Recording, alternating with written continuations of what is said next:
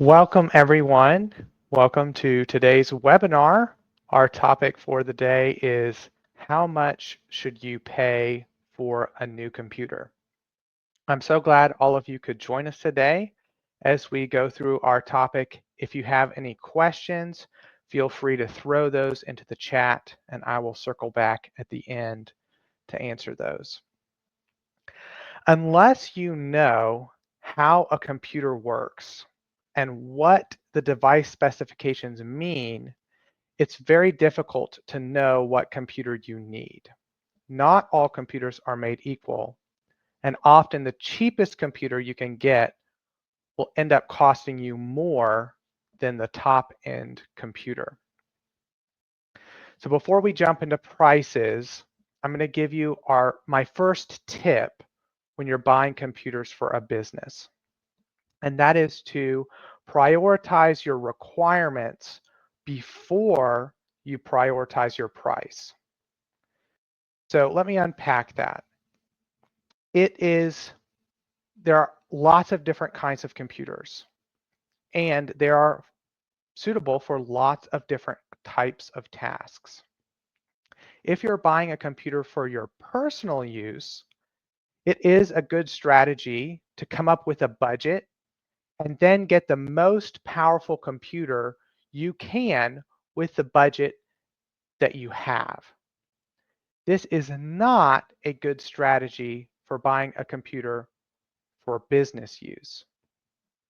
Before you create your budget, you first should figure out how you are going to use that computer, and based on that, you can figure out what requirements you have. Let's look at an example. Let's say you purchase a computer for $300. After a few days, some problems start to arise. The computer becomes really slow. It starts to crash, runs out of storage, stops connecting to the internet. After another week of problems and $200 to figure out what's wrong and to get it back and working, you learn that it will cost $300 in parts and another $200 in labor to upgrade the computer to do what you want it to. Well, you need the computer to work, so you pay for the upgrade. Now, a $300 computer cost $1,000, and it is only barely able to do what you wanted.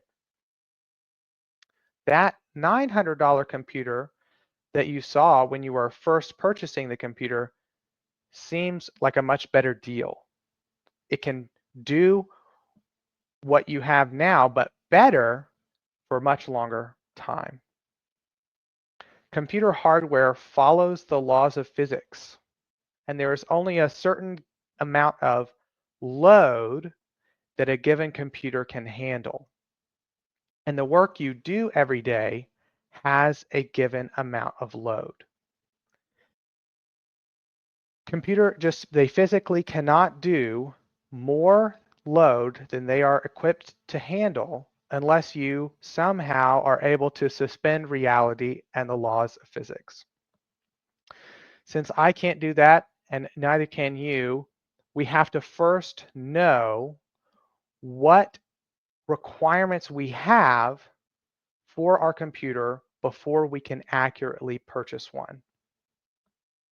With that established, what I'm going to do in the rest of this presentation is look at different price ranges and talk about what computers in this range are equipped to handle. This can give you a kind of a rough idea as to how much you should pay for a given computer. Some cheaper computers do have their uses, and I'm not saying you should never buy a cheap computer, but you should know what you intend to do with the computer before you purchase it. Any gap between your needs and the computer's capability will have to be solved one way or another. First, we're going to look at the big decision of laptops versus desktops. And this is purely up to you and your business's needs. I'm going to go over both, and you can kind of see different price ranges for that. But this lets you decide, what do you need? Does your job function need a laptop or a desktop? With that said, let's jump on to laptops. The first category is for laptops less than $300. I have put kind of a simple framework for how all of these slides will look, so you can go back and see each of these different categories if you want to. But for this price range, you are going to get the minimum necessary requirements in order for the computer to turn on. If you look at Windows, their minimum requirements to turn on are basically what I have listed here for computers less than $300.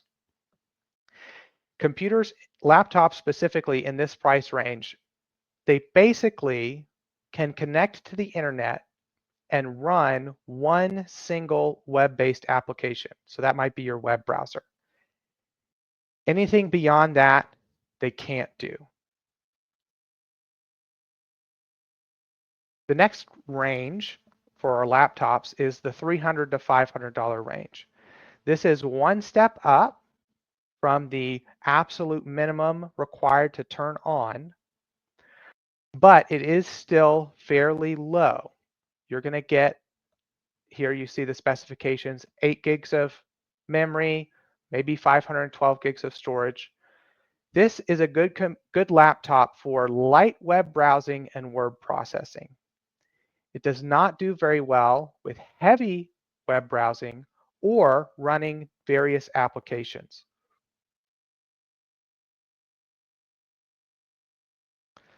Our next category is the $500 to $1,000 range laptops. This is where you're starting to get into a laptop that is potentially fits your needs from a day-to-day office working perspective. You're getting more memory, more storage, and a better processor. This gives you the ability to have a standard level of web browsing with multiple tabs open and different things running at the same time. And it lets you run various applications in parallel, and you should not see any issue. The last category is the $1,000 to $5,000 range for laptops. This is going to give you much more memory, much more storage, and a much better processor. This is for the heavy web browser, people who have many tabs open.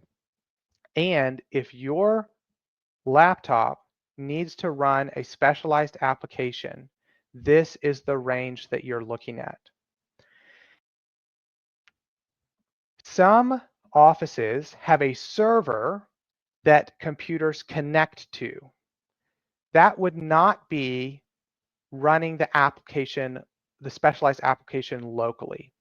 So if your office has a server or a cloud-based solution that your computer connects to, that does not count as a specialized application. That would count as a web-based application. Even if it's your local server that it is connecting to, it's still connecting to a different computer. But if your computer is required to run a local application, I would not recommend looking at computers that are less than $1,000. With that said, we're going to move on to desktops, and they are pretty much fit in these same categories, but the prices have shifted down. One thing to keep in mind is that these categories do not include, or desktops are just the desktop. They don't include any of the peripherals. So oftentimes, even though the price of the desktop is lower than the laptop, in some categories, it will end up costing a little bit more to add all of the peripherals like monitors, keyboards, etc. Again, for our less than $100 range, you're looking at laptops that barely meet the minimum requirements to turn on. Some uses for these laptop or these desktops could be if you have a small computer running a single application at the door when somebody walks in and like has like a check-in program where they can log in and say, I'm here for an appointment or something like that. These kinds of computers, the laptops and desktops that meet their minimum requirements, they can serve a function, but that function is doing one thing in a very limited format. Again, our next category is the $100 to $400 range. You're looking at one step up from the minimum requirements to turn on. And these computers are good for light browsing, light word processing, a very light use for these. Again, the $400 to $800 range. This is the range where you're looking at starting to have a good computer for an office computer, for something that can browse the web more, run a few applications, and have multiple monitors. And then for the $800 plus desktops, these are desktops that are for more specialized applications or for heavy loads, either through web browsing or running local applications. With that, I hope it has been helpful. I tried to make it as simple and straightforward as I could, giving you the different categories for what each price range of computer can do. And hopefully with this, you can kind of get a rough idea, given these are the tasks that I have.